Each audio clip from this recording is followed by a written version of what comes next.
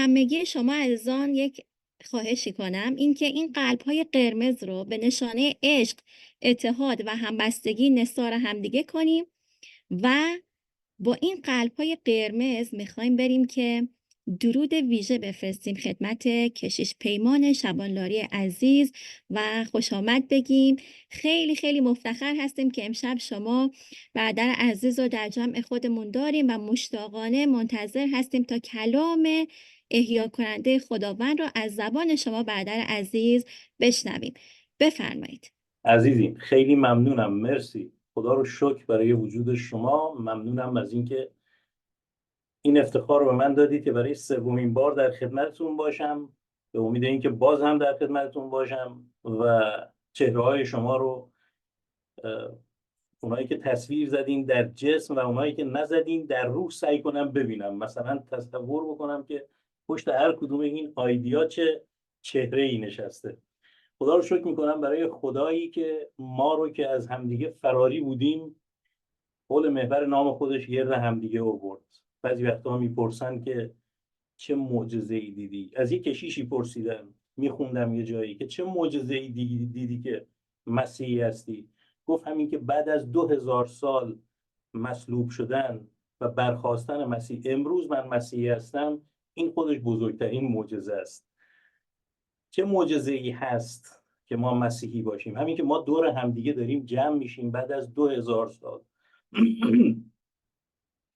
گرد همدیگه داریم میایم حول محور این نام. این یعنی معجزه.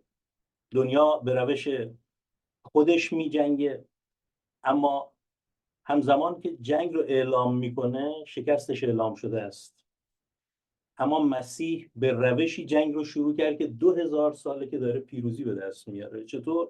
همینطور که ما الان در کنار همدیگه نشستیم.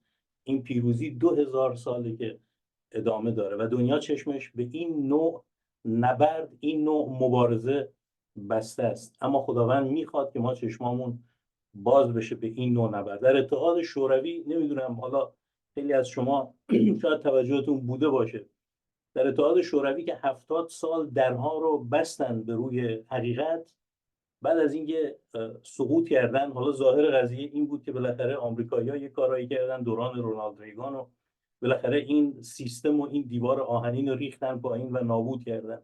اما آقای فیلیپیانسی می‌نویسه در کتاب اعجاب فیضش که حتما بعضی از شما میشناسین چون یکی از کتاب‌های ارزنده ادبیات مسیحی، اگرم نمیشناسین بهتون پیشنهاد میکنم که بخونینش، خیلی جالبه. مینویسه که کاگبه رفتن، یک کلیسا فقط باقی مونده بود در کل اتحاد شوروی. از این ورش میخوره به آمریکا، از اون ورش هم میخوره به آمریکا تقریبا، چون غرب هم آمریکاست. کل کره زمین رو گرفته بود، یک کلیسا باقی مونده بود. و بعد میگه که افراد کاگبه رفتن اونجا و اونجا گفتن که شما ما رو سقوط دادین. اون یه دونه کلیسا. نگفتن که آمریکا ما رو سقوط داد، غرب چی کار کرد. گفتن شما ما رو سقوط دادین. یک دونه کلیسا. چی بود که سقوط کرد؟ چی بود که اینا رفتن گفتن شما ما رو سقوط دادین؟ ما دعوت شدیم به این که پشت صحنه ها رو ببینیم، پشت صحنه ها رو بشناسیم و قدرت ما همونطور که کلام میگه یک از ما 1000 رو تعاقب خواهد کرد. و به واقع همینطوره. امروز این مسیحیتی که ما داریم مرهون یک عده کمیه در تاریخ مسیحیت. امروز نگاه بکنید در کلیساها مگه چند نفر مؤثر هستن؟ توی کلیساهای اروپایی نگاه کنید، حالا با کلیساهای ایرانی کار نداریم چون تو کلیساهای ایرانی ما هممون مؤثر هستیم، مثلا هیچ کی نیست که مؤثر نباشه به غیر از ما. بقیه چند نفر هستن که مؤثر هستن؟ یه ردیف اون جلوی یه تعدادی نشستن، بقیه دیگه کار زیادی نمیکنن دیگه. بقیه در واقع هستن فقط. و در تمام طول تاریخ مسیحیت همین بوده و اینکه فرهنگ ها رو عوض کرده، سرنوشت زمین رو عوض کرده، تاریخ و مسیرش رو تغییر داده، همون اندک بوده. این همون جاست که میگه یکی از شما 1000 رو تعاقب خواهید کرد. امروز هم همون اقلیت هستن، همون اقلیت مؤثر. معذرت میخوام، سعی کردم آبم بخورم ولی نمیدونم چرا گلوم حالا همین الان باید اینجوری بشه. و این ایمان رو میطلبه. اون ایمان ایمان، کلمه کلیدی ایمان که من امروز میخوام در موردش صحبت کنم. ولی پیش از اینکه صحبت کنم سلام مخصوص بدم خدمت برادر بهروز عزیز و خدا رو شکر که دوباره از این طریق، حداقل از طریق زوم شما رو میبینم برای تمام فعالیت هایی که میکنین، کارهایی که انجام میدین. مطمئنا وقتی که پرده ها بیفته تازه مشخص میشه که این کارها تاثیرش چی بوده. امروز شاید خیلی پیدا نباشه، ولی یک روزی پرده ها خواهد افتاد و همه چیز رو رو در رو خواهیم دید، در روح، در جهان روح. چون هر حرکت ما اینجا سایه‌ای از اون چیزیه که در دنیای روح اتفاق میفته. همچنین خواهر شیما که زحمت میکشن و هماهنگی ها رو انجام میدن، و بقیه عزیزان که دیگه به اسم نمیشناسم اما به رسم چرا حتما که میشناسم، حتی اگر در عقلم نه. اما امروز من میخوام در مورد همین ایمان صحبت کنم، این عنصر کلیدی. خیلی وقتا خیلی چیزا هست که وقتی که ما ایمان میاریم خیلی سریع ازش میگذریم، عبور میکنیم.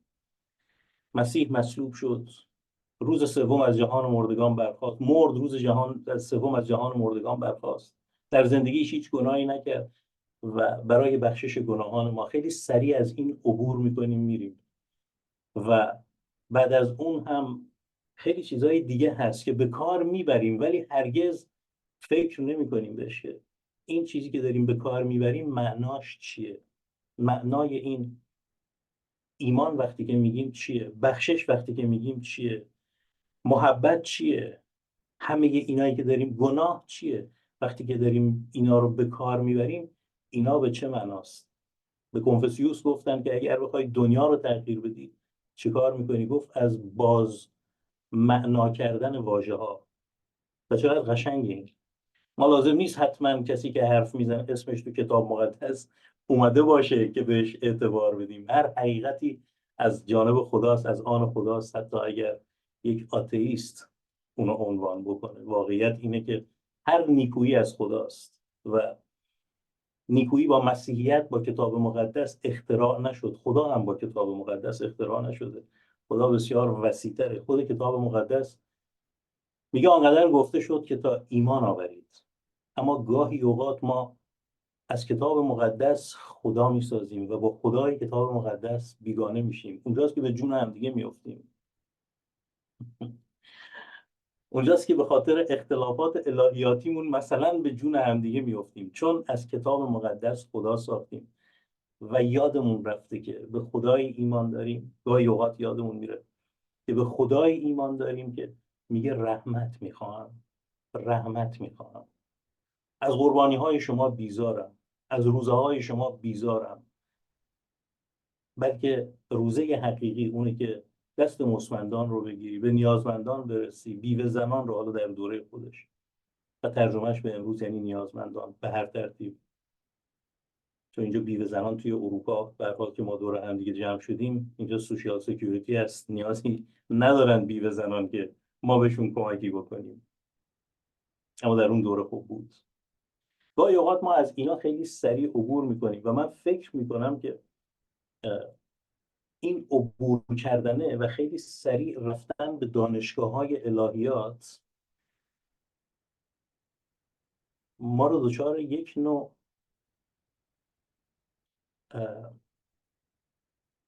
چطور بگم، یک نوع گرفتگی، انقباض روحانی میکنه و ما اصل مطلب رو گم میکنیم و بعد شروع میکنیم گشتن دنبال این که چه کسی چه مدرکی داره، چقدر، اسمش چیه، اسمش کشیشه، اسمش شبانه، اسمش خادم، شماس، کیه، چیکاره است.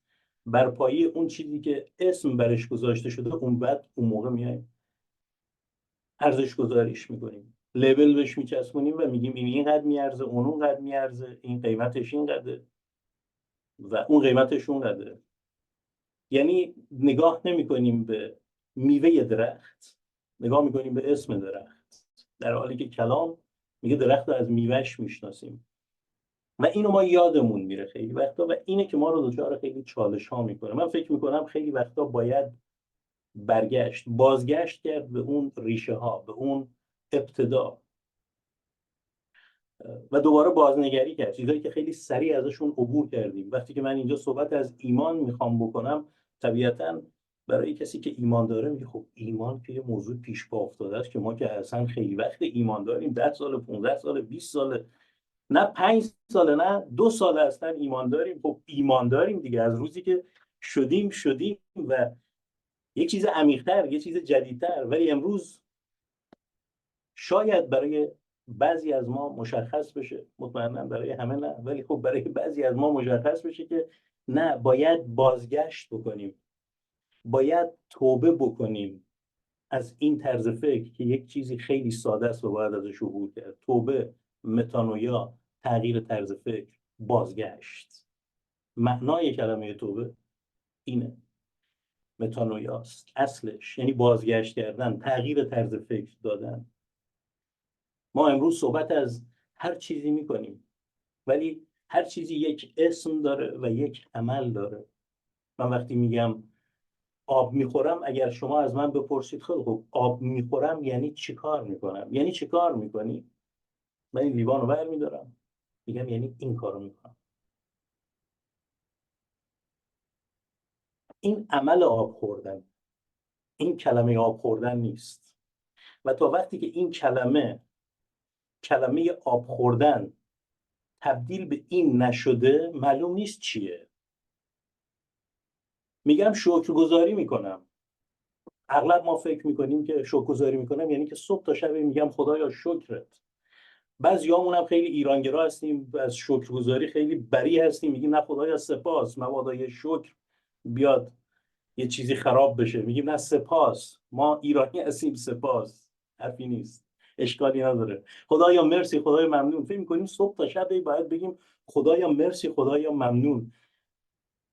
ولی اساسا آیا اینه؟ اگر این بود که مشکل حل بود، که ما همه شکرگزار بودیم، همه شکرگزار بودیم، چون کمابیش هر روز اینو داریم میگیم. اثر ترس هم که شده میگیم حداقل یه وقتی خدا ناراحت نشه ازش تشکر نکرده باشیم، چون به هر حال خدایی که قبلا میشناختیم این تشنه تشکر بود دیگه، هی باید چاپلوسیشو میکردی تا ازت راضی باشه. و گاهی اوقات اینجا هم اگر نریم ریشه قضیه رو در نیاریم، باز دچار همون مشکل میشیم، دچار همون مسئله ممکنه بشیم. شکر میکنم این یک کلمه است، ولی عملش چیه؟ عملش اینه که صبح تا شب بگم شکر شکر شکر.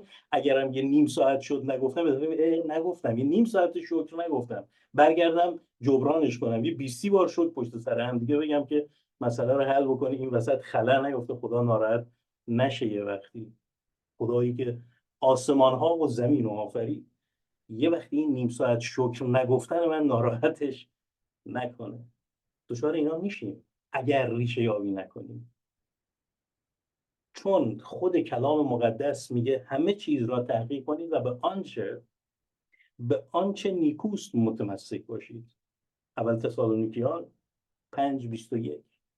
این کلامیه که به ما داده شده، این تفکر خداییه که کلامشو در اختیار ما گذاشته. پس خدا میخواد که ما تحقیق کنیم. خدا میخواد، یعنی ایمان برخلاف تحقیق و عقل نیست. عقل باید به تعریف آورد. یه چیزی به شما بگم خیلی جالب، موضوع عقل رو همیشه به کار بردیم، ولی من سوال کردم، یه بار امتحان کردم از همه کسانی که صحبت میکردن که مسیحیت عقلانی نیست، عقلانی نیست، منطقی نیست. من پرسیدم عقل چیه؟ منطق چیه؟ براتون شاید جالب باشه که حتی یک نفر تعریفی نداد از عقل، و اگر هم داد، حالا نداد که منظورم در کلیتش تعریفی نبود، اگر هم داد تعریف درستی نبود، یعنی یه تعریف استاندارد نبود، یه تعریف درست نبود. و در حالی که میگفتن عقلانی نیست، اما تعریفی هم از عقل نداشتن، پس معلوم نبود چی هست. آدم ها از چیزی صحبت میکنن که هرگز در موردش فکر نکردن. اما ما دعوت شدیم، این کتاب ما رو دعوت میکنه، این اعتقاد، این نگاه ما رو دعوت میکنه به اینکه ما تحقیق بکنیم، یعنی بدونیم ایمان ما بر آگاهی استواره. درسته که یک موضوع عاشقانه است، ولی عشق هم درسته که با احساس شروع میشه اما با احساس تداوم پیدا نمیکنه. کدوم زن شوهری هستن که احساس اولیه‌شون همیشه باقی بمونه بینشون و بعد دعواهاشون شروع نشه؟ غیر از ما که اینجا هستیم، بقیه ما که اصلا دعوا نکردیم که با زنامون، اصلا ما نه با زنمون دعوا کردیم، نه اگه زنی با شوهرمون دعوا کردیم. بقیه رو میگم، بقیه اطرافیان. پس اگر قرار بود که و در اون لحظه ها که عشقی در کار نیست که، و اگر قرار بود که بر پایه احساس باشه، هیچ زن و شوهری نمیباید با هم دیگه میموندن. درسته؟ پس بنابراین یک معنای دیگه ای باید داشته باشه. اینا رو همه میباید از ابتدا بهشون پرداخت، چون اگر نپردازیم بهشون بازیچه قرار میگیریم. اگر آگاهی نداشته باشیم بازیچه قرار میگیریم. انسان یا بازیگر یا بازیچه است. اگر بازیگر نباشه بازیچه است. این یه اصله و تا بوده همینطور بوده. چند روز پیش من یک گزارش میدیدم در مورد، چون به هر حال عزیزان این صحبتایی که من میکنم صحبتای سیاسی نیست، این تاریخی که من دارم صحبت میکنم. در خود کتاب مقدس هم میخونید که قوم بنی اسرائیل میگن در کنار رودخونه اومدیم اون تنبورهامون رو آویزون کردیم، دشمنان ما گفتن که بزنین برقصین دیگه، بگین یهوه خدای ما رو پیروز کرده، در حالی که ما به دستشون اسیر بودیم. و این صحبت‌ها در زمان خودش صحبت سیاسی محسوب می‌شد، ولی جز کتاب مقدسه. میدونید امروز هم ما ملتی هستیم که پراکنده شدیم و به یک دلایلی پراکنده شدیم. خدا هم خدای تاریخه و به ما توضیح میده. و این چیزی که میگم از موضع سیاسی نیست، بلکه تاریخی و ریشه یابی، علت یابیه. گزارشی میدیدم در مورد بعد از انقلاب یه تعداد از این آمریکایی‌ها رو گروگان گرفتن، گفتن شاه که رفته اینو باید برگردونیم که ما محاکمهش بکنیم، اینا هم گروگان نگه می‌داریم تا اینا رو برگردونیم. خلاصه این نیروهای آمریکایی یه فرودگاهی داشتن توی صحرای طبس که از اونجا اسلحه می‌رسوندن به این مجاهدین افغان از طریق ایران. روس‌ها هم خیلی ناراحت بودن از این قضیه، ولی در دوران شاه اینا جرئت نمی‌کردن وارد حریم ایران بشن. آمریکایی‌ها اومدن که اینا رو آزاد بکنن و یه تعداد هلیکوپتر هواپیما فرستادن. اون روزا گفتن که طوفان شن زد اینا رو داغونشون کرد و این طرح ناموفق موند. 40 سال بعد اینا فاش کردن که اصلا طوفان شنی در کار نبود. ایران که حالا دیگه بی صاحب شده بود، میگای روسی پرواز کرده بودن، اومده بودن اینا رو زده بودن. اما نه آمریکایی‌ها اینو فاش کردن نه مردم. گفتن اینا نیروهای غیبی بودن. علت چی بود؟ علت این بود که مردم به سادگی اینو باور میکردن. آمریکایی‌ها برای اینکه ضعفشون مشخص نشه و آقایان که به حکومت رسیده بودن، برای اینکه مردم رو به هر حال طی این 44 سال هر جوری که اداره کردن اداره بکنن با خرافات و این چیزا، با حالا موهومات، اینا گفتن که غیبی بود. چرا؟ چون جامعه پذیرای این بود. مسئله اینجاست. جامعه پذیرای این نوع تفکر و این فریب بود و به خاطر همین گفتن خب ما اینو بهش میگیم. چرا در آلمان این اتفاق نمیافتاد؟ چرا در هلند یه همچین اتفاقی، یک چنین چیزی نمیشد گفته بشه؟ چون پذیرا نبود. مسئله اینجاست. و اینا ریشه در کجا داشت؟ در ناآگاهی داشت. و اگر امروز هم ما به واقع قلبمون میتپه برای جایی که ازش داریم میایم، میباید که اون بیماری رفع کرده بشه و این رسالت کلیساست. این رسالت کلیساست. و معتقدم که تمام آنچه که به عنوان رهایی اون کشور و ملتی که ما ازش بیرون اومدیم، حالا اون تعریفی که داریم از این رهایی و آزاد شدن، این رسالت کلیساست. چون آدم‌ها تا از درون آزاد نشن، بیرون آزادی نخواهد بود. با بد و بیرا گفتن و فحش دادن و نمیدونم کوبیدن و این چیزا اتفاقی نخواهد افتاد. امروزی که از عزیزان یه چیزی رو ما تو گروه کلیسایی گذاشتیم، یه مثال جالبی گذاشت که یه کسی رفته بود پیش دکتر و دکتر بهش گفته بود که مشکل تو اینطوری رفع میشه که فقط باید به رنگ سبز نگاه کنی. اینم تمام خونش رو فروخت، وسایلش رو فروخت، هزینه بسیاری کرد و همه رو سبز خرید، سبزشون کرد، در حالی که میتونست یه عینک بزنه، یه عینک سبز بزنه و همه چی رو سبز ببینه. مشکل اینجاست، وقتی که آدم میخواد از بیرون مشکل رو حل بکنه یا از درون مشکل رو حل بکنه. بینش مسیحی میگه عینک بزن، دنیا میگه که ما باید دنیا رو سبز کنیم. دنیا میگه که باید همه جا رو فرش بکنی که بتونی خوب راه بری، ولی عاقلانه اینه که آدم کفش بپوشه برای اینکه بتونه همه جا راه بره. دنیا رو نمیشه فرشش کرد، یعنی اون غیر عملیه. و دنیا چشمش در واقع به این بسته است. این رسالت کلیساست که چشم دنیا رو باز بکنه به روی حقایق، راه حل‌ها و اون چیزی که هست. اما همه اینا برمیگرده به کلمه ایمان. آیا ما میتونیم این کار رو بکنیم؟ عقل میگه نه، ولی ایمان میگه بله. چطور؟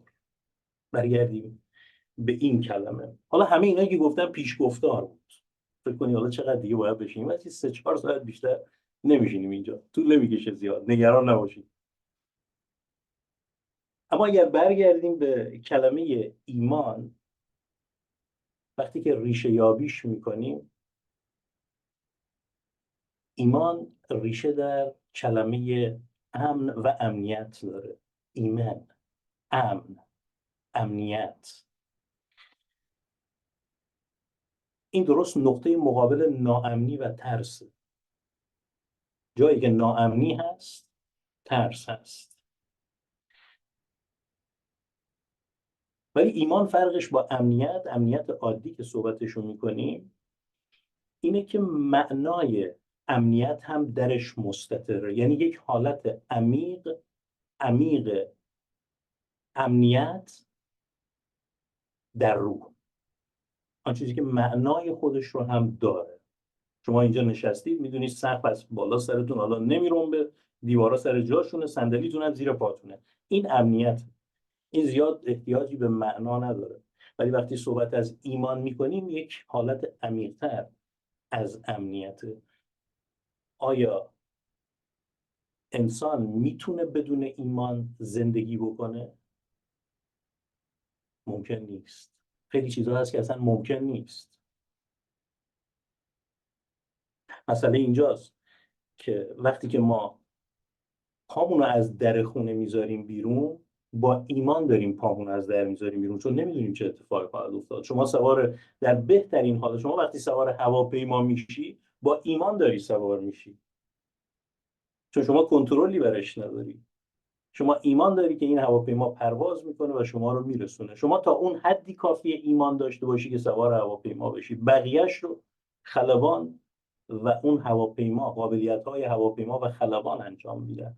آمین آمین به شما میگویم اگر به اندازه یک دانه خردل ایمان داشته باشید، به این کوه گفته کنده شده و در دریا افکنده شد و خواهید دید که از شما فرمان خواهد برد. تا همون حدی که شما سوار هواپیما بشی، ایمان کافیه که شما سوار بشی و هواپیما قابلیت خودشه که شما رو میبره.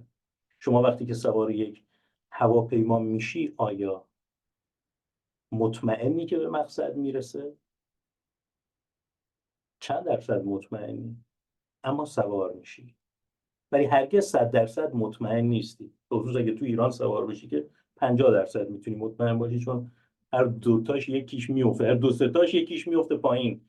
اینجوری که حالا اخبارش میرسه تو این سالها، دیگه زیاد نمیکنیم. اگه یه هواپیما افتاده باشه دیگه نمیکنیم، دیگه عادیه دیگه. یه هواپیما دیگه افتاد، قبلا نگاه میکردیم ببینیم چیه.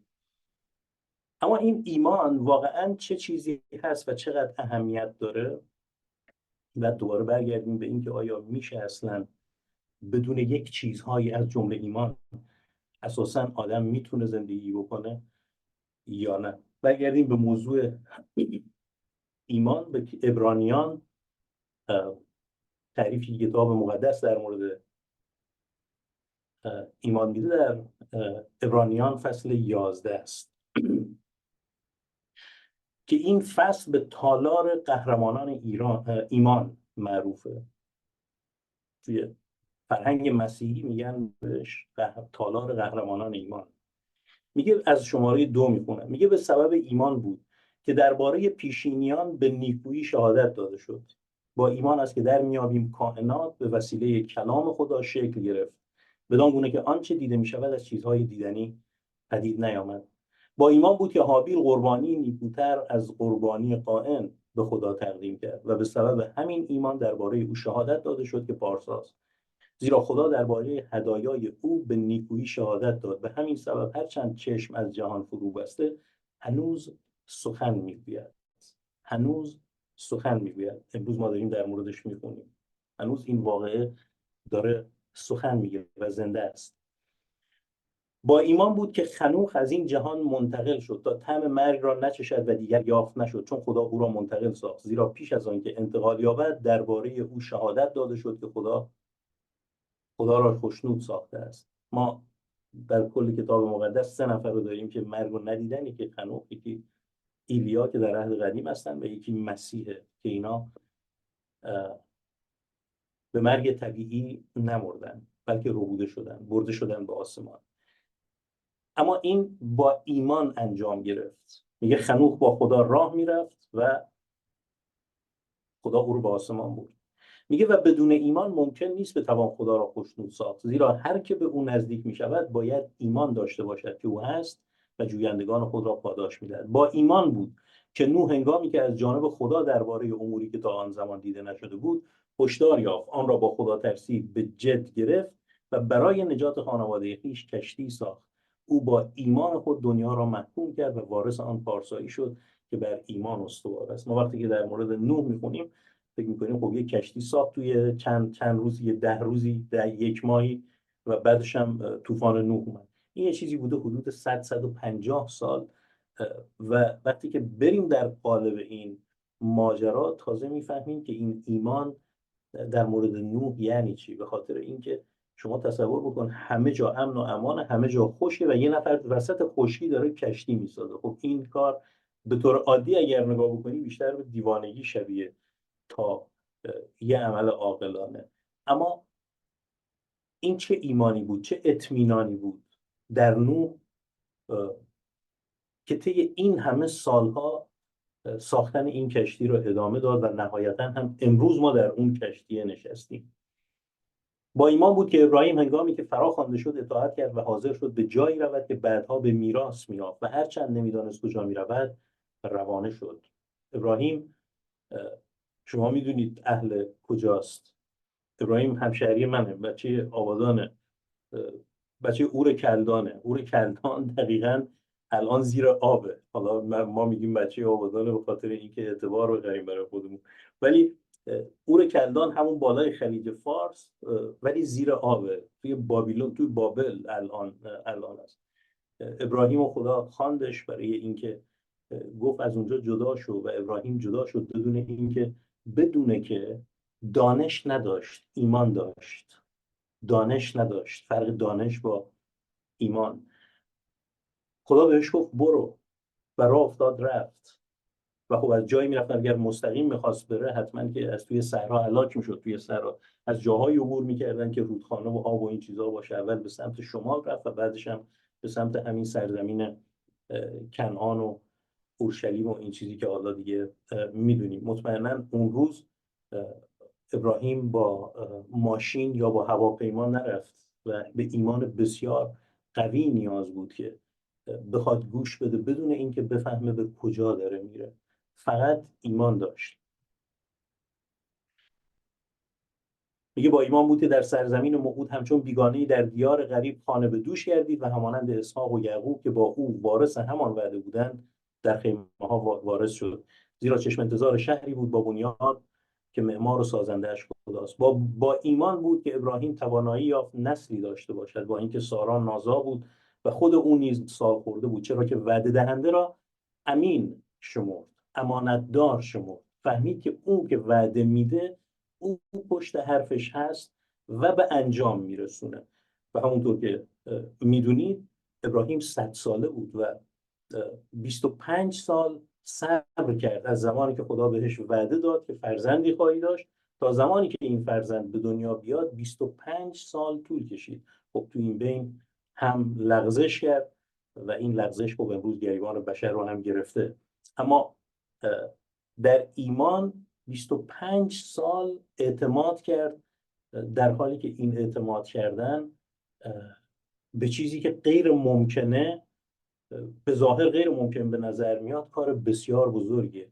و تازه بعد از این که بچه هم به دنیا اومده، حالا چند سال هم گذشته، این بچه یه خورده بزرگ شده، خدا بهش میگه که همین کسی که بهت قول دادم که آیندگان تو رو توسط این به اندازه ستارگان آسمان زیاد خواهم کرد، بهش گفت همین هم تازه برو قربانیش کن. شما تصور بکنید اینجا دیگه ایمانی باقی نمیمونه، اینجا دیگه ویران میشه آدم. ولی ابراهیم از این کوره ها گذشت، برای همینه که پدر ایمانی معرفی میشه. تازه حالا بچه هم که به دنیا اومده و خدا هم داره بهش میگه که برو اینو قربانیش بکن، از اون طرف هم حالا یه بچه دیگه هم هست که در صدد جنگ و ناراحتی کردن با اینه که تا به امروز این قضیه ادامه داره و میبینید که همین روزا هم درگیرش هستیم. میگه این گونه از یک تن، آن هم از کسی که تقریبا مرده بود، نسلی کثیر همچون ستارگان آسمان و بیشمار مانند شنهای ساحل دریا پدید آمد. اینان همه در ایمان درگذشتند، در حالی که وعده ها را هنوز نیافته بودند، بلکه فقط آنها را از دور دیده و خوش آمد گفته بودند. ایشان تصدیق کردند که بر زمین بیگانه و غریبند. ابراهیم آنچه که خدا گفت که آیندگان تو رو مثل ستارگان آسمان زیاد میکنم ندید. ابراهیم فقط دید که یه پسر گیرش اومد و خدا هم گفت از این خواهد بود و در سن بالا. ابراهیم خودش در فکر میکنم 127 سالگی درگذشت، در 100 سالگی به دنیا اومده بود بچه. حالا 27 سالش بوده باشه، تو این 27 سال حالا خیلی هم زود هم زن گرفته باشه، فوقش یه نسلشو یه بچهش دیده باشه. حالا ولی وعده ای رو که خدا گفته بود خیلی چشماندازش دورتر از اون چیزی بود که به عمر ابراهیم قد بده. ولی ابراهیم ایمان داره به وعده دهنده. میگه آنان که چنین سخن میگویند آشکارا نشان میدهند که در جستجوی وطنی هستند. اگر به سرزمینی میاندیشیدند که ترکش کرده بودند، فرصت بازگشت میداشتند، اما مشتاق سرزمینی نیکوتر بودند، مشتاق وطنی آسمانی. از همین رو خدا عار ندارد خدای ایشان خوانده شود، زیرا شهری برایشان مهیا کرده است. با ایمان بود که ابراهیم هنگامی که آزموده شد، اسحاق را به عنوان قربانی تقدیم کرد. همینجوری شما میایین جلو، به هر حال در این تالار بسیاری رو میخونین و میبینید که همه اینها به ایمان بود. و این کلمه ایمان اینجا بیش از هر چیز دیگری تکرار میشه. ولی ایمان چیه که این همه اینجا داره تکرار میشه و اساساً بدون ایمان ممکن نیست؟ آیه اول توی همین فصل میگه ایمان ضامن چیزهایی است که بدان امید داریم و برهان آنچه هنوز نمیبینیم. ضامن یعنی تضمین کننده چیزهایی است که بهش امید داریم اما نمیبینیم. پس ایمان با امید، با وعده، چون امید یک وعده است، با امیده، با وعده است. ایمان به یک وعده. از ترجمه تفسیری همینو میخونم، میگه ایمان یعنی اطمینان داشتن به اینکه آنچه امید داریم واقع خواهد شد. ایمان یعنی یقین داشتن به آنچه اعتقاد داریم، هرچند قادر به دیدنش نمی باشیم. پس ایمان و وعده همیشه با هم دیگه میاد. وقتی که ما از در میریم بیرون، ما به یک امیدی بیرون میریم. وقتی کسی به ما قولی میده، یک وعده‌ای میده، ما روی حرف اون حساب میکنیم، چون ندیدیم هنوز، اما حساب میکنیم، میگیم فلانی فلان چیز رو گفته، فلان حرف رو زده. پس با ایمان میپذیریم. ما وقتی که میریم سوپرمارکت غذا هم میخریم، با ایمان اون وسایل رو میخریم، چون نمیدونیم اینا داره از کجا میاد، کی کاشته، کی برداشته، کی تولید کرده، چی گذاشتن توی این. ولی ایمان داریم، امید داریم که اینو بخوریم سالم باشه و بلایی سرمون نیاد، این برای ما بشه خوراک، نشه حنا. با ایمان این کار رو میکنیم. بعد یه دفعه ولی چقدر اطمینان داریم؟ بر چه اساسی اطمینان داریم؟ ما آگاهی داریم، تجربه داریم در این مورد، برای همینه که اعتبار میدیم. اونجایی که میریم سوار هواپیما میشیم به دلیل اینکه آگاهی داریم که هواپیمایی حالا کشوری که درش هستیم، فرودگاهش هواپیما هر روز داره میشینه و بلند میشه و این هواپیما هم به امید خدا مثل هواپیماهای دیگه میره و میرسه. ما فکر نمی‌کنیم این هواپیما میفته و میریم سوارش میشیم، در حالی که واقعیت اینه که حتی به عنوان 1% هم که شده ممکنه این هواپیما نرسه، چون این هواپیماست و همیشه یک ریسکی وجود داره. اما به خاطر اون 99% آگاهی و اطمینانی که داریم میریم سوار اون هواپیما میشیم. به خاطر اون 99% اطمینانی که داریم پامون از در میذاریم بیرون به امید اینکه دوباره برمیگردیم خونه، بلایی سرمون نمیاد، میریم چیزی میخریم، ساندویچ میخریم تو خیابون میخوریم، همبرگر، چه میدونم، قانون زاف، نوشابه، هر چیزی که برمیداریم میخوریم، با این امید داریم این کارو میکنیم، چون میدونیم که این سم توش نریختن، یه چیزی مرگ موش توش نریختن. ولی چه بسا که این کارم کرده باشن. نه، چند سال پیش من میشنیدم تو آب آشامیدنی ایران یه چیزایی میریزن که یا تو این نونایی که میفروشن موادی میریزن برای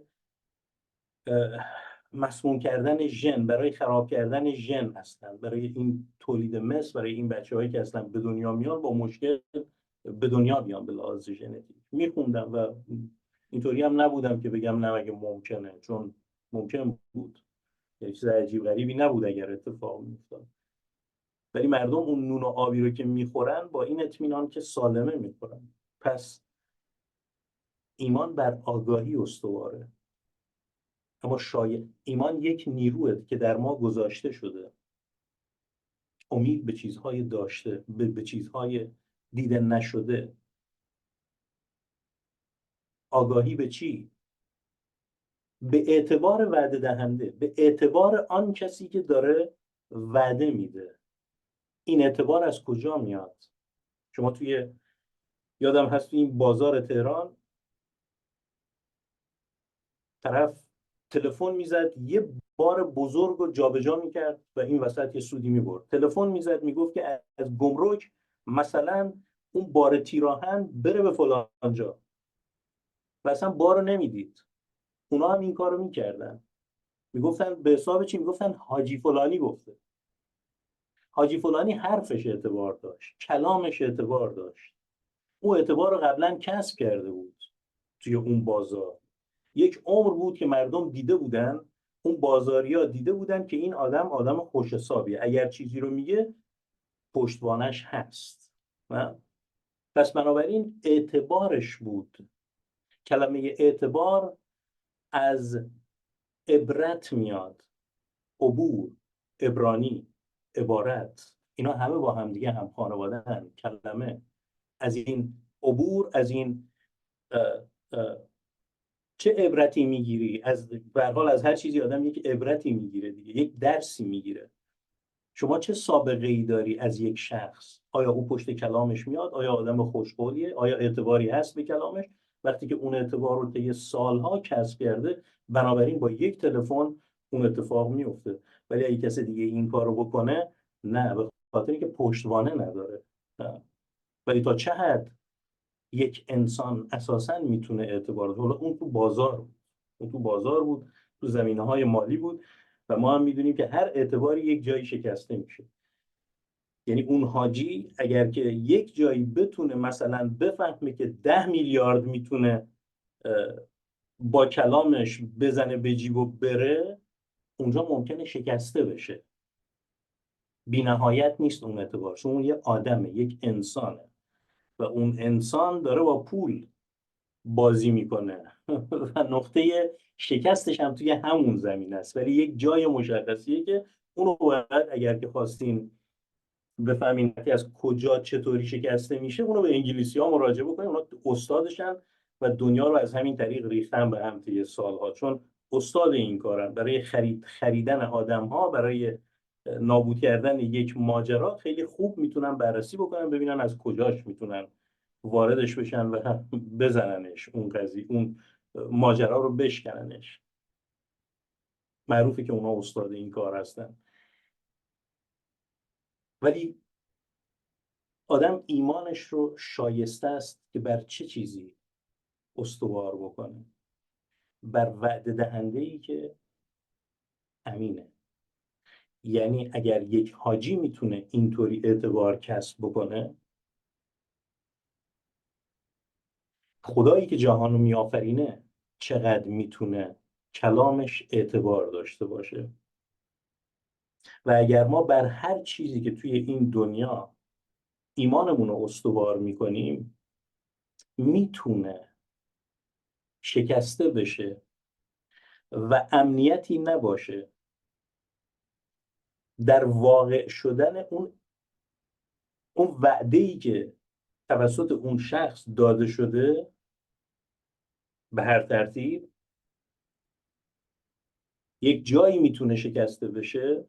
پس ما همیشه این ریسک رو داریم که اعتماد بکنیم و به نتیجه نرسیم. یعنی اون زیربنا، اون فونداسیونی که داریم روش بنا میکنیم اونقدر صفر نباشه که ما بتونیم روی اون ساختمان ایمانمون رو بنا بکنیم. اون صخره میتونه شکستنی باشه میتونه یک جایی شکسته بشه. ما نیاز داریم که وعده دهنده اعتبار خودش رو قبلا ثابت کرده باشه. من اگر چیزی بگم، شما حتما میباید به اطرافیان من مراجعه بکنی، به سابقه من مراجعه بکنی، ببینی که آیا اون چیزی که میگم به پشتوانش میام یا نه. یعنی باید تحقیق بکنی و بفهمی. حالا در مورد این که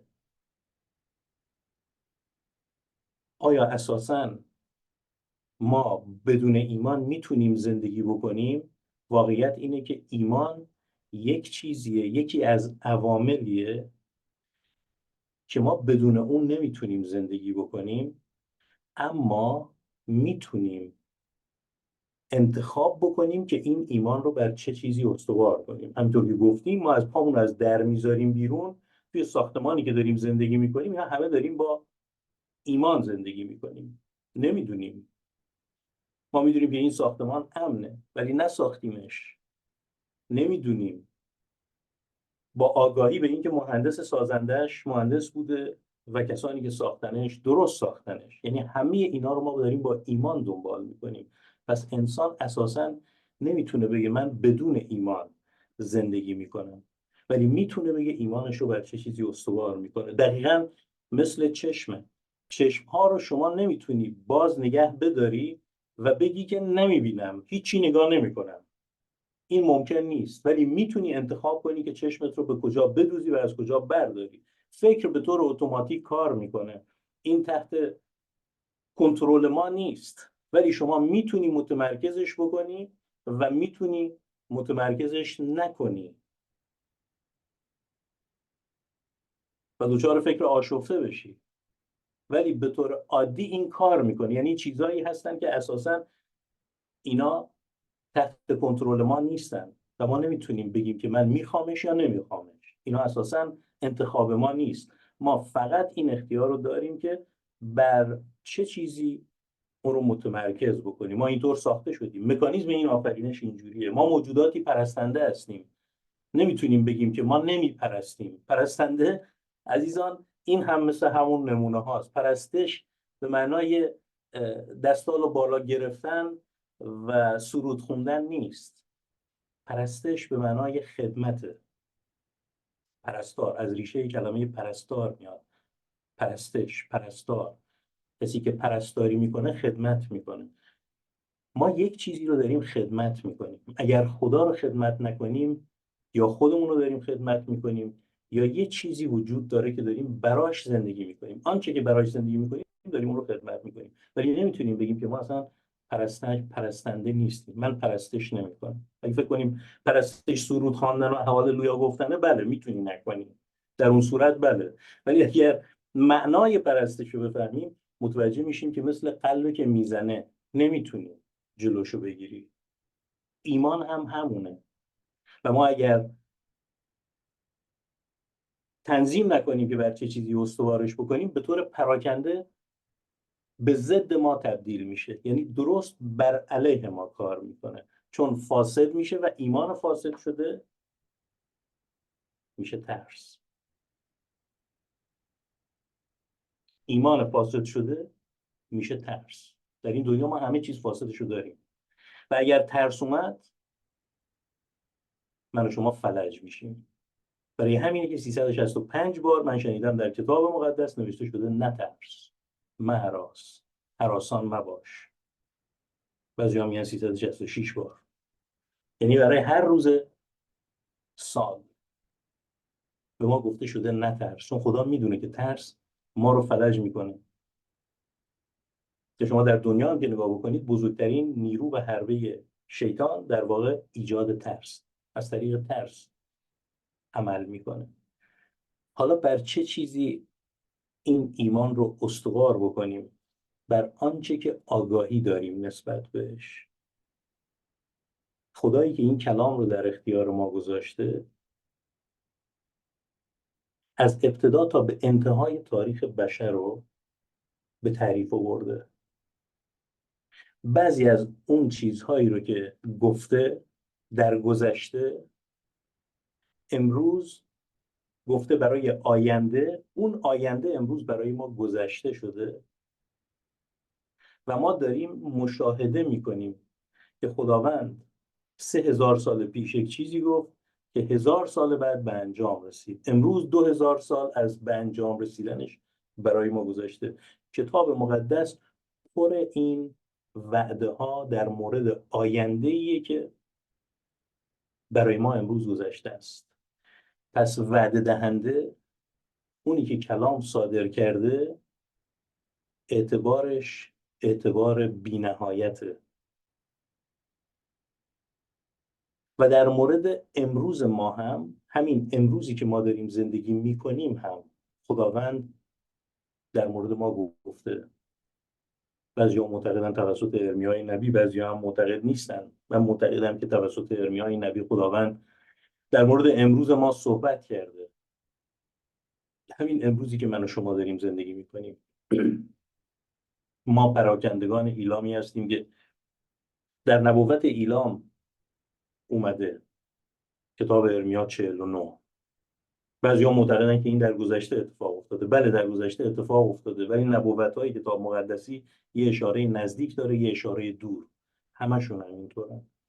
اگه درشون تعمق بکنید متوجه میشید که یه اشاره دور دارن. ضمن اینکه خدا از پراکنده کردن یک ملت قصدش نابودی اون ملت نیست، بلکه همون چیزیه که توسط ارمیا گفته شده. 1/10 ما پراکنده شدیم، ما ایرانیان، در سراسر جهان. یعنی از هر 10 نفر 1 نفر. این عدد کمی نیست. همه جای جهان پراکنده شدیم. برای چی؟ به کجا پراکنده شدیم؟ به اروپا، به آمریکا، به جاهایی که حقیقت وجود داره، تا حق رو بشناسیم و حقیقت ما رو آزاد کنه. تا بشیم اون خمیر مایه که بخوریم به اون خمیر بزرگ جامعه خودمون و او رو تکمیلش کنیم. ما اون خمیر مایه ها هستیم. 10% ما تبعید شدیم، 90%مون در خانه خودمون به اسارت رفتیم. این توسط ارمیای نبی گفته شده. اون امروزه و بعد از این هم گفته شده. گفته شده که ما آزاد خواهیم شد. گفته شده ما آزاد میشیم. مردم ما آزاد میشن. تخت سلطنتش رو خدا در زمین قلب ایرانیان. حکومت سیاسی نیست. حکومت مسیحی نیست. حکومت مسیحی عزیزان با جمهوری اسلامی فرقی نخواهد کرد. چه عجیب. چه عجیب، نه؟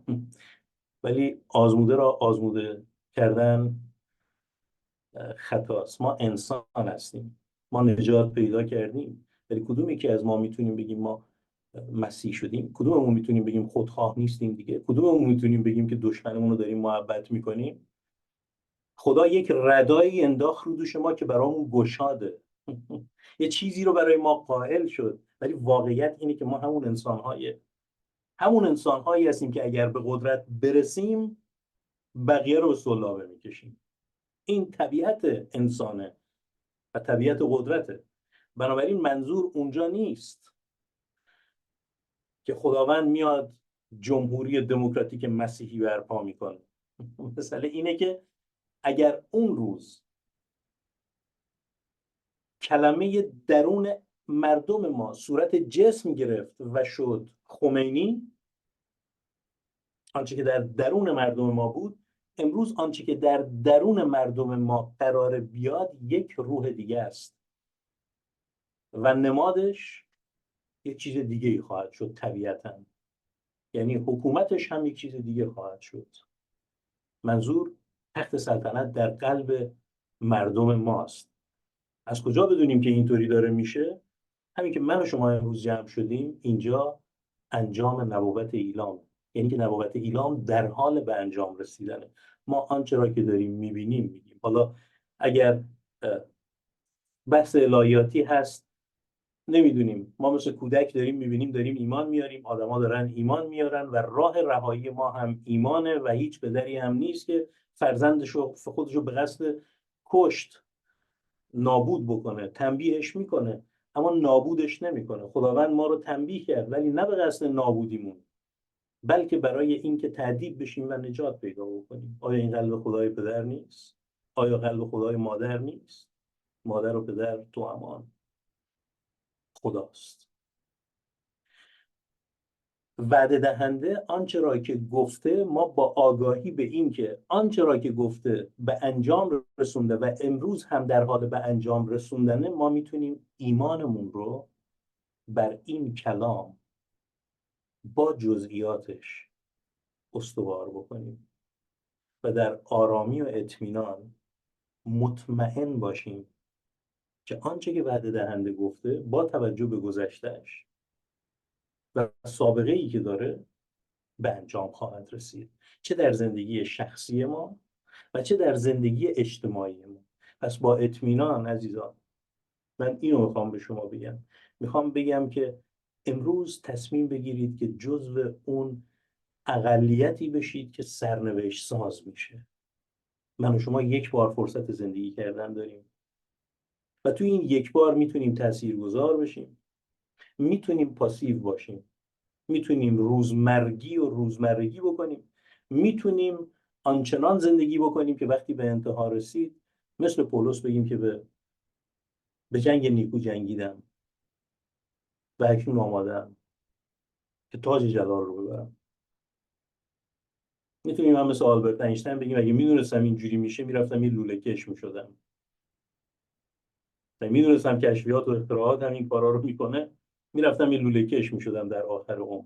امروز روز تصمیم گیری ماست. ما وارد جنگی شدیم عزیزان که انتهاش پیداست، انتهاش گفته شده. ما وارد جنگی نشدیم که معلوم نیست پیروز بشه یا نه. ما وارد جنگی شدیم که پیروزیش از پیش اعلام شده است. امروز عزیزان بیاین تصمیم بگیریم. واقعا ما در عصری داریم زندگی میکنیم، شاید در همه عصرها آدم‌ها اینو گفتن نمیدونم، ولی ما در عصری داریم زندگی میکنیم که بیش از هر زمان دیگه‌ای، اینطور بگم، که مأموریت داریم به عنوان نجات یافتگان که در جامعه‌ای که داریم درش زندگی میکنیم و برای مأموریتی که خوانده شدیم به طور جدی قدم برداریم. آمین.